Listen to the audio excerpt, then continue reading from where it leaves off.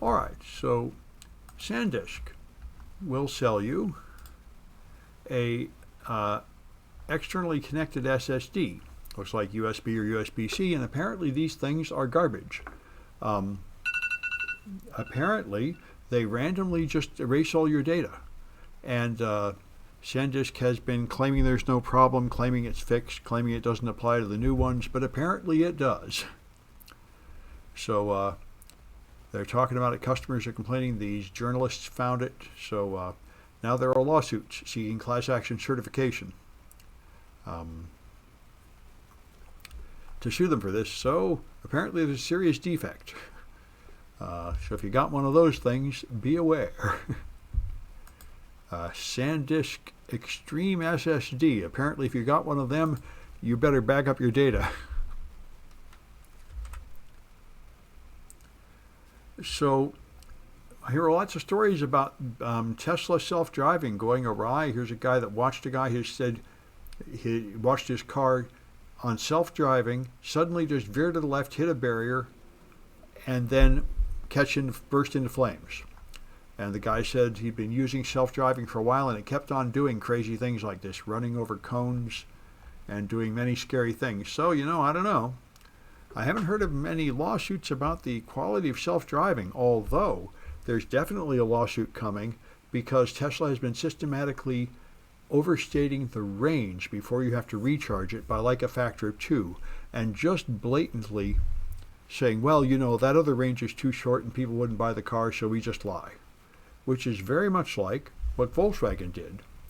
They completely falsified the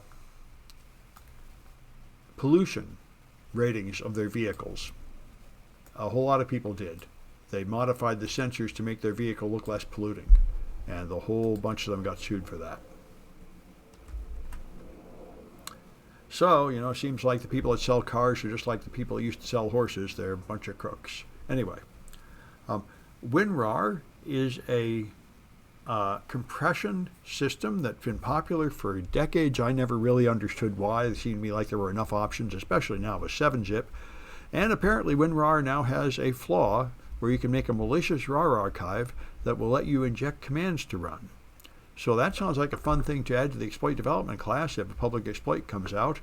We got ones like that already in there. Anyway, so obviously they need to, if you have WinRAR, you need to update it to the latest version. If you're actually using it for some reason, like I say, some people love RAR files. I never understood why you would bother with them, but some people love them. So Oakland is doing a lot of ridiculous stuff. Oakland has shut down its license plate reader system since February, originally because of a ransomware attack, and then they were unable to get the system working after that. And so all their license plate readers have been shut down since February, but they're asking for money to buy more license plate readers, which seems to make no sense. And it has been discussed the shutdown of their existing system. Ransomware attack took it down, but they decided to keep it off even after it recovered from the attack. So people are trying to understand this because they were unable to execute a software upgrade that would make the system comply with new rules, something like that. This rather reminds me of the San Francisco School District, which I think for 2 years has not been able to pay all the employees the correct amount of money. Not that they've ever been able to do that at City College, but anyway, they did upgrade to a new financial system that totally didn't work, and then it took them a long time to admit and roll back the old one or something. This is extremely common. I heard a podcast a couple of years ago that said that something like 90% of all government IT projects fail because the incentive structure is that if you plan some kind of IT project and you copy the IT project that some other government agency did, even if it failed and yours will fail, nobody will get fired for that. But if you do anything new and innovative and it fails, you'll get fired. So the system strongly incentivizes copying previous failed activities. And this one is one I've never heard before. They wanted to have some candidates in an Oakland school board election, but the city gave candidates the wrong district boundaries to collect signatures, as they got, signatures on a petition to add candidates. So now they've decided to tell them that their signatures don't count, And so they're going to have an election with no candidates. So that's pretty extreme. Like, things are pretty crazy in Oakland. Let's see, suffered dropping from 97. I was talking about SSDs in the chat here. SSDs also suffered dropping from 97 EVO Plus to 990 series because of material ban of Japan. I guess that dropping must be the various versions of it that are losing data. All right. Anyway, there's a driverless bus in San Francisco. I didn't know this.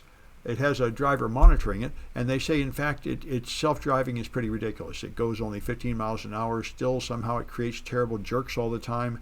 It stops at random, and the driver keeps having to take over all the time to compensate for it. So, the miracle of self-driving is not as great as we had hoped. Not yet. And a lot of people have been getting these blue blocking glasses for a while. Yeah, on Treasure Island, that bus.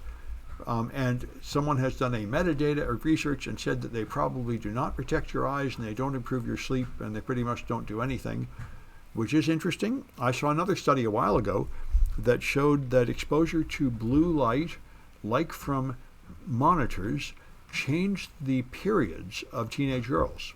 And that seemed to me to be clear evidence that it does do something. However, that's not the same thing as saying that these blue light blockers do any good.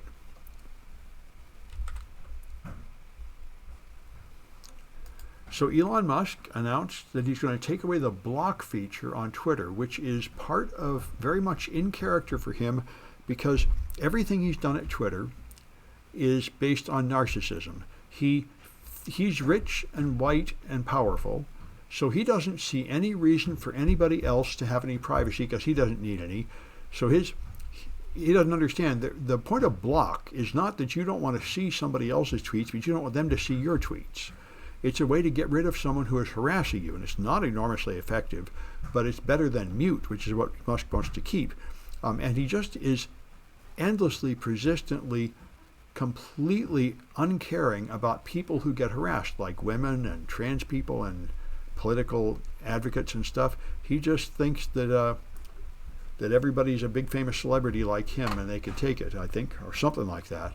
So, however, I just saw a Mastodon post right before I came here that said that even though Musk wants to end block, if he did that, that would apparently violate the terms of service of the Google and Apple Play stores. And he'll be forced to keep it in for that reason, which is an interesting statement. And good to hear if there's actually some degree of protecting vulnerable people required by those platforms, since Musk is very, very uninterested in protecting the vulnerable people on his platform. Modern monitors usually have a low blue light reading mode. That's interesting. I didn't know about that. Yeah, and various people have the blue light blocking glasses. Yeah, a lot of people have them. A lot of people regard them as useful, and it is not clear if there's good enough medical evidence to justify that or not. So, a Cruise driverless car collided with an emergency vehicle, and there was another accident with it too, where somebody rammed into one.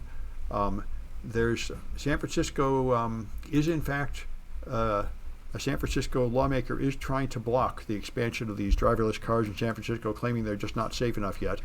But that has been approved at the state level, and there will be some kind of battle to see whether the city can somehow stop it. It again would be nice to see real studies to show if they actually are causing more trouble than cars with drivers in them.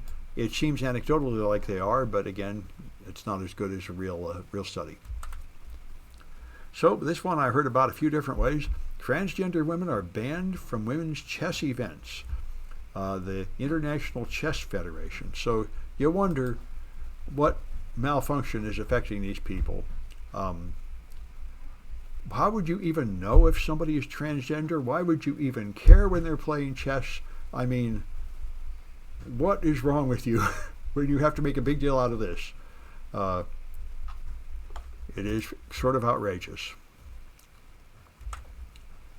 And this one, in case you don't know, a lot of people imagine that open source software is written by amateurs as a hobby, but that is largely not true. That might be how new products are created when they're brand new, but it's not how they're maintained. They're maintained by people that are paid to do it, and so Here's a person that went through the commits to OpenSSL and found out who's writing OpenSSL, and the end result is like 80% or something are done by paid people. 87% of the non-trivial commits were from 56 people paid by their employer to work on OpenSSL. So open source software is not so much a group of unpaid volunteers as much as it is sort of companies that choose to contribute some of their code to the open source community, which is a pretty reasonable investment, I would think. Rather than making your own version of everything, you join the open source community, you donate some of your code, and then you get to use code written by others. All right. And all right, I think that's enough of this. Let me stop this recording.